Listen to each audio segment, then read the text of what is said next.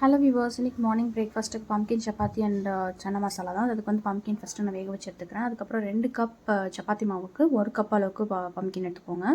இதை நல்லா ஆட் பண்ணிவிட்டு ஜீரகத்தூள், உப்பு இது எல்லாத்தையும் ஆட் பண்ணிவிட்டு நான் சப்பாத்தி மாவு மாதிரி பிசைஞ்சு எடுத்துக்கலாம். இது 20 மினிட்ஸ் வச்சிடலாம் சைடில்.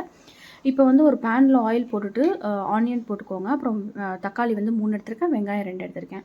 இதெல்லாம் நல்லா வதங்கினோன்னா கொஞ்சமாக வந்து இஞ்சி, பூண்டு, கேஷ்யூஸ் கொஞ்சம், அப்புறம் கசூரி மேத்தி இதெல்லாமே ஆட் பண்ணிவிட்டு நல்லா வதக்கி விட்டுக்கோங்க. இது நல்லா வதங்கினதுக்கப்புறம் நான் வந்து வேக வச்ச சன்னா வந்து ஆட் பண்ணிக்கிறேன். இது வந்து திக்னஸ்க்காக நான் ஆட் பண்ணிக்கிறேன். ஸோ இது நல்லா இது பேஸ்ட்டாக ரெடி பண்ணிவிட்டு அதே பேனில் வந்து ஹோல் ஸ்பைசஸ் அரைச்ச மசாலா போட்டுட்டு நல்லா வதக்கிக்கோங்க.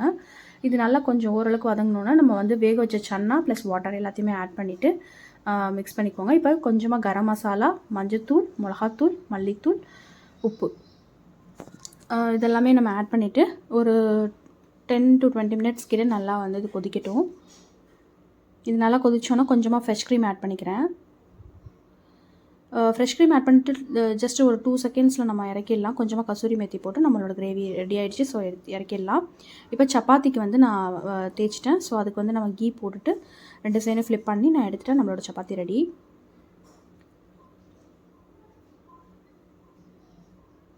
ஸோ நம்ம சப்பாத்தி வந்து சுட ரெடி ஆகிடுச்சு. இப்போ நம்ம வந்து சர்வ் பண்ணிடலாம். Pumpkin chapati and chana gravy ready ஆகிடுச்சு. ட்ரை பண்ணி பார்த்துட்டு எப்படி இருக்குன்னு சொல்லுங்கள். ரொம்பவே ஹெல்த்தியான ரெசிபி. Thank you all.